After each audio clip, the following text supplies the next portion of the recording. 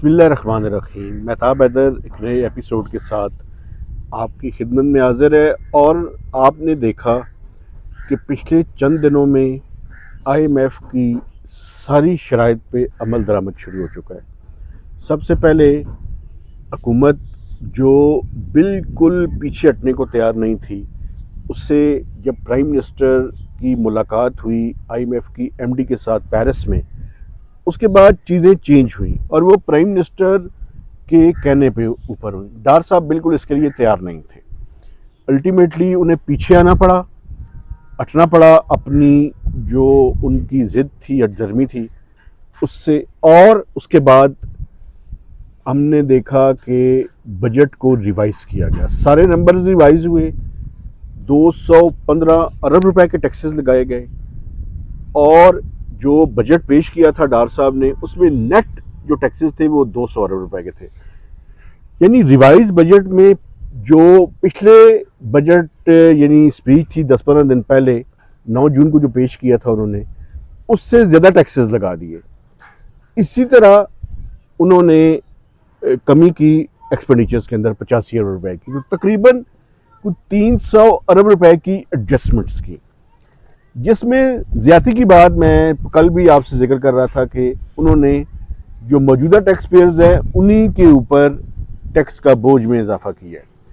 اچھا، expenditure side پہ ایک اچھی ریفارمز انہوں نے کرنے کی کوشش کی ہے، اور وہ ہے پینشن کی ریفارمز۔ لیکن میں اپنے دیکھنے والوں کے سامنے یہ بیان کرنا چاہتا ہوں کہ ڈیول لائز ان ڈیٹیلز۔ کیا یہ جو پینشن کی ریفارمز ہیں یہ صرف سویلینز کے لیے ہیں یا فوجی بھی اس کے اندر شامل ہے یا نہیں؟ یہ ایک کویسچن ہے، کیونکہ جب تک اس کی ڈیٹیل سامنے نہیں آئیں گی اس کے بارے میں پتہ نہیں چلے گا۔ تو یہ ایک بیسیکلی ایک تھاٹ ہے جس سے کے بارے میں پتہ ہونا چاہیے کہ کیا اس کا اطلاق صرف سویلینز پہ ہوگا، یا جو فوجی حضرات ریٹائرڈ ہیں اور 2-2 3-3 جابز کر رہے ہیں اور پینشنز بھی لیتے ہیں اور سیلریز بھی لیتے ہیں، ان کے اوپر بھی اس کا اطلاق ہوگا یا نہیں ہوگا۔ ایک تو یہ میں سمجھتا ہوں بڑا ضروری تھا۔ دوسرا، کل آپ نے دیکھا کہ اسٹیٹ بینک آف پاکستان نے ایک ایمرجنسی میٹنگ کی مانیٹری پالیسی کمیٹی کی، اس میں 1% شرح سود میں مزید اضافہ کر دیا انہوں نے۔ جو 21% کی شرح سود تھی اس کو بڑھا کے 22% کر دیا، اور اس کی بنیادی وجہ یہ تھی کہ جو آئی ایم ایف کا ماڈل ہے، اس ماڈل کے اندر اگر آپ یہ سارے ٹیکس کے میئرز کو رکھیں، ڈالیں اس کے اندر، تو یہ انفلیشنری ہیں۔ اس کا مطلب یہ ہے کہ انفلیشن نے مزید اوپر جانا ہے، تو اس کو کاؤنٹر کرنے کے لیے جو شرح سود ہے اس میں اضافہ کیا گیا۔ لیکن میں آپ کو ایک بات بتاؤں، یہ بکش معاملہ ہے۔ اس کے نتیجے میں پاکستان میں انفلیشن کی وجہ کنٹرول نہیں کیا جا سکتا انفلیشن کو تھرو ڈیمانڈ کمپریشن، لیکن آئی ایم ایف کی پرسکرپشن ہے اپنی، تو اس پرسکرپشن کی وجہ سے وہ انہوں نے اس میں اضافے کو اپنی ایک شرط قرار دے دیا۔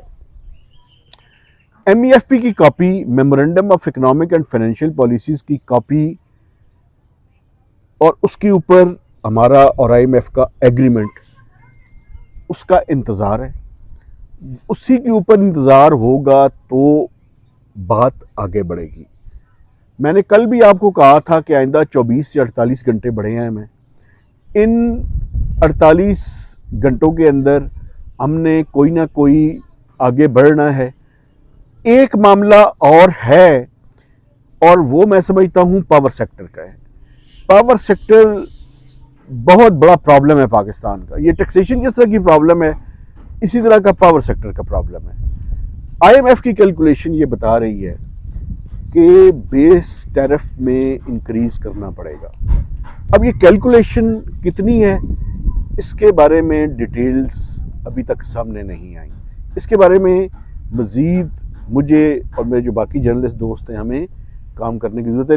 بیس ٹیرف میں مزید اضافہ کرنا پڑے گا، کیونکہ جو ہم نے سرکولر ڈیٹ کو کم کرنے کا پلان دیا تھا اس کے اندر کچھ ریکوریز نہیں ہو سکی، تو وہ ریکوریز کا بوجھ کسی نہ کسی کے اوپر آئے گا.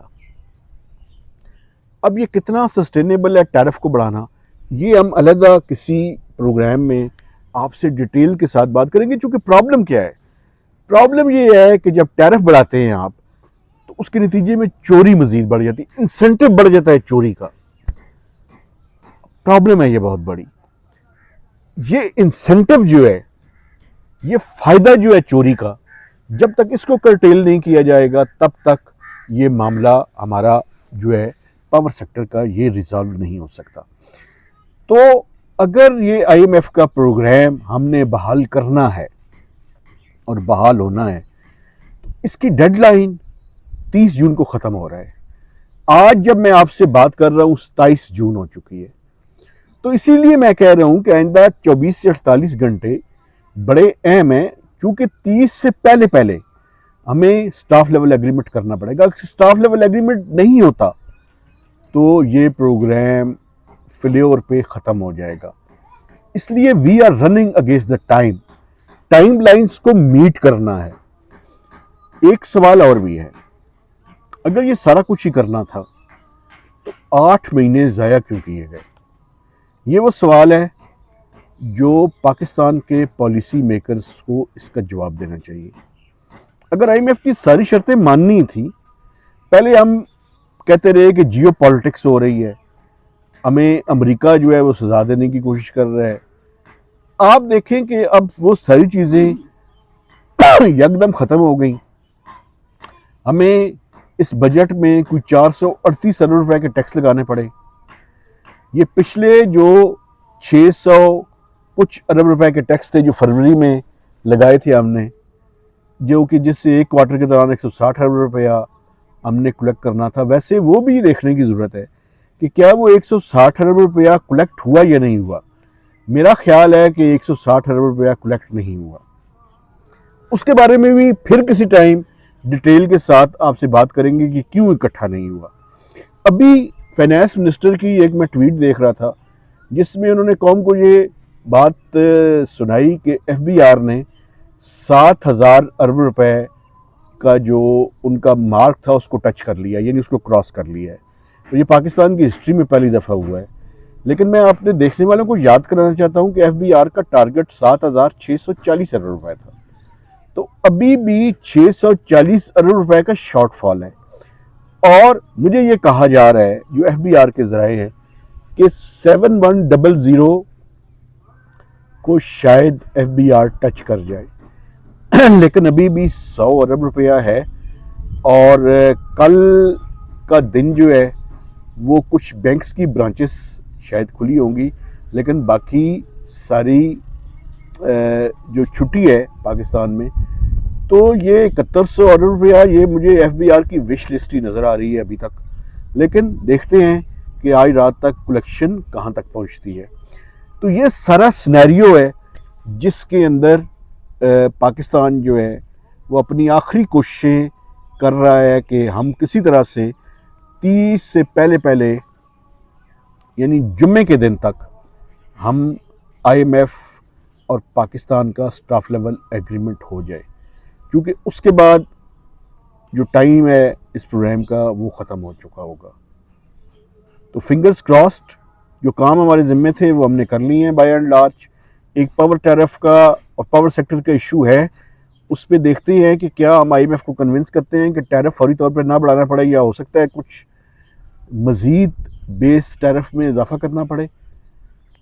یہ ساری چیزیں کرنے کے بعد آئی ایم ایف کا نواں جائزہ کمپلیٹ ہونے کے امکانات ہیں. تو فنگرز کراسڈ. آپ ہمارے وی لاگ دیکھتے رہیے، میکسیمم لوگوں کے ساتھ شیئر کریں تاکہ یہ ہماری ایفرٹ ضائع نہ ہو. اجازت دیجیے، خدا حافظ.